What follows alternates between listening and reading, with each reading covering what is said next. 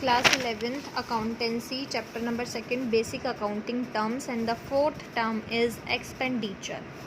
Expenditure का यहाँ पे मतलब है any disbursement of cash, कि आप कुछ भी कैश में दे रहे हैं, खर्चा कर रहे हैं. ट्रांसफ़र ऑफ प्रॉपर्टी, या फिर आप प्रॉपर्टी को, अपने बिजनेस की प्रॉपर्टी को ट्रांसफ़र कर रहे हैं. या फिर हम कह सकते हैं इंक्रिंग अ लाइबिलिटी, अपने बिजनेस के ऊपर कोई बर्डन पैदा कर रहे हैं. लाइबिलिटी आपने पढ़ा ही था कि आपको आगे जाकर कुछ फ्यूचर में पे करना पड़े. ठीक है, किस लिए करते हैं आप ये सब खर्चे? गुड्स को ख़रीदने के लिए, ठीक है, सर्विसेज देने के लिए, या फिर एसेट्स खरीदने के लिए. गुड्स और एसेट्स पे फ़र्क क्या है? एसेट्स हमारे बिज़नेस में बनी रहती हैं, ये हमें हमारे बिज़नेस को आगे चलाने में मदद करती हैं, जबकि गुड्स का हम बिज़नेस करते हैं. तो अगर आपको बिज़नेस करना है, आप गुड्स खरीद रहे हैं, तो आपके लिए वो भी एक्सपेंडिचर है. सर्विसेज प्रोवाइड कर रहे हैं, कुछ खर्चा कर रहे हैं, एक्सपेंडिचर है. एसेट्स परचेज कर रहे हैं ताकि आप उसकी मदद से आगे इनकम जनरेट कर सकें, वो भी एक्सपेंडिचर है. तो ये हमारी क्या होती हैं? एक्सपेंडिचर होती हैं.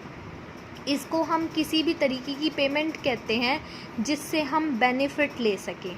कोई भी आपको बेनिफिट लेना है, जैसे अपने बिज़नेस को आगे चलाना है, उसके लिए आप खर्चा कर रहे हैं, या किसी भी तरीके का बेनिफिट चाहिए, तो जो आप खर्चे करते हैं उसे हम एक्सपेंडिचर कहते हैं. अब ये एक्सपेंडिचर जो है वो 3 पार्ट्स में डिवाइडेड है. 3 तरीके से खर्चे करते हैं. First is capital expenditure, second is revenue expenditure,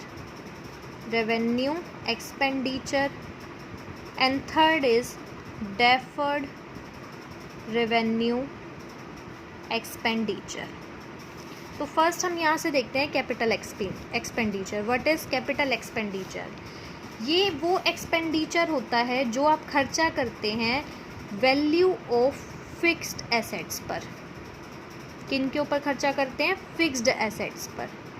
fixed assets मतलब जो आपके बिज़नेस में बनी रहेंगी, बल्कि आप इन्हें इसलिए नहीं खरीद रहे कि आप इन्हें बेचेंगे, बल्कि आगे ये आपको मदद करेंगे बिज़नेस को चलाने में. जैसे इसके एग्जांपल क्या हो सकते हैं? Building, plant and machinery, furniture.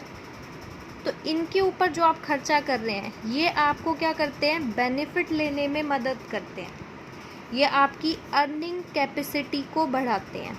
Earning capacity, जैसे कि लास्ट कल भी बताया था कि यहाँ पे हम अपने बिज़नेस में टेबल चेयर लगवा रहे हैं, यहाँ के कस्टमर बैठेगा, उसको फैसिलिटी मिलेगी. तो ये अर्निंग कैपेसिटी को आपकी बढ़ाते हैं. इनको आप इसलिए नहीं खरीदते कि आप इन्हें बेचेंगे. तो capital expenditure are those expenditure which are done to acquire और to increase the value of fixed assets. These are done for increasing the earning capacity of the business की अर्निंग कैपेसिटी को करते हैं. ये हमें लंबे पीरियड तक benefit दिलाते हैं, over a long period. Benefit जो होता है, यील्ड बेनिफिट आपको जो मिलता है वो आपको लंबे समय तक मिलता है. Second is revenue expenditure. Revenue expenditure क्या होते हैं? The full benefit of which is received during one accounting period. हम इनका 1 अकाउंटिंग पीरियड में इनका बेनिफिट ले लेते हैं. अकाउंटिंग पीरियड आपको बताया था 1 अप्रैल टू 31 मार्च. ये हमारे इसके भी हाफ से हो गया. कैलेंडर ईयर भी होता है जो 1 जनवरी टू 31 मार्च फॉलो होता है. हम अपने अकाउंटिंग में 1 अप्रैल टू 31 मार्च मोस्टली यूज़ करते हैं. तो 1 अप्रैल से 31 मार्च में जिस भी खर्चे का हम पूरा बेनिफिट ले लेते हैं. ठीक है, जैसे कि गुड्स के ऊपर आपने कोई खर्चा करा, उसका 1 साल में आप कोशिश करते हैं वो गुड्स जो है बेचकर आप उसे कैश में कन्वर्ट कर लें.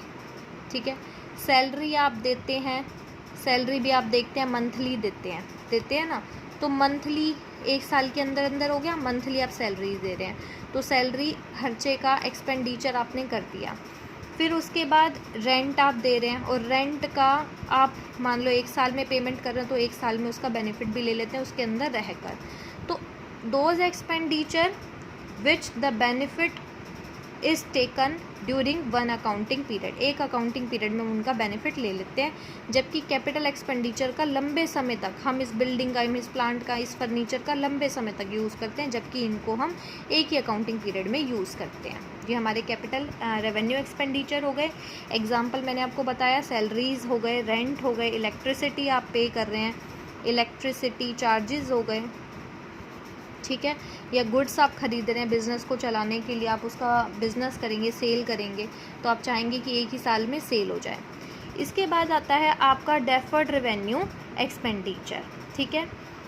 ये इस तरीके के एक्सपेंडिचर होते हैं जिसका हम benefit over a number of years लेते हैं। खर्चा तो हम एक बार करते हैं, लेकिन इसका बेनिफिट हम एक ही बार लेते हैं। हम इसका जो खर्चा एक ही बार करते हैं, लेकिन बेनिफिट हम बार बार लेते हैं। एग्जाम्पल सोच के देखो, टीवी में एडवर्टाइजमेंट आती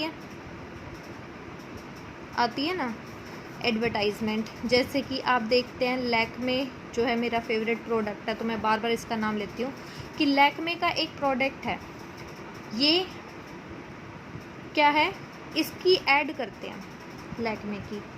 तो ऐड क्या होती है, क्या एक ही साल तक चलती है, 2 दिन चलती है? ऐसा नहीं है, बहुत सालों तक चलती रहती है, 5 सालों तक, 6 सालों तक। ये कॉन्ट्रैक्ट होता है। ये हम, जैसे मेरी लैक्मे का प्रोडक्ट है या पॉन्ड्स का प्रोडक्ट है, तो मैं क्या कर लेती हूँ, कॉन्ट्रैक्ट कर लेती हूँ कि ये ऐड मेरे जो मेरी लैक्मे की ऐड है, ये 5 साल तक आनी चाहिए टीवी के ऊपर। तो 5 साल तक उसकी ऐड चलती रहती है। तो खर्चा तो मैंने इसका एक ही बार किया, लेकिन इसका बेनिफिट 5 साल तक, इसकी जो रेपुटेशन अच्छी होएगी, वो बार बार मैं इसको लूँगी, ठीक है। तो यहाँ पे हम क्या करते हैं, इस खर्चे को, टोटल खर्चे को हम एक ही बार में नहीं दिखाते, ठीक है। तो हम क्या करते हैं, ये जो एक्सपेंडिचर होता है हम जनरली 3 से 7 ईयर्स के लिए लेते हैं, ठीक है। तो जैसे कि आपने, एक फर्म ने क्या करा, 2 लाख रुपीज़ लगाए एडवर्टाइजिंग पे। कितने लगाए? 2 लाख। नया प्रोडक्ट उनका मार्केट में आ रहा था, 2 लाख रुपीज़ लगाए। इसका बेनिफिट जो है वो 4 साल तक लेंगे, 4 ईयर्स तक। तो हम इसको डिवाइड कर देते हैं 2 लाख को 4 पार्ट्स में, यानी 50,000। तो हर एक साल, पहले साल 50,000 का खर्चा, दूसरे साल 50,000 का खर्चा, तीसरे साल 50 और फिर चौथे साल भी 50।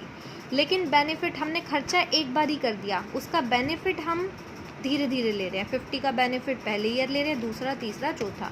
तो हम अपने अकाउंटिंग में भी ये जो डेफर्ड रेवेन्यू एक्सपेंडिचर होता है वो इकट्ठा ना दिखाकर हर साल में 50-50-50 दिखाते हैं।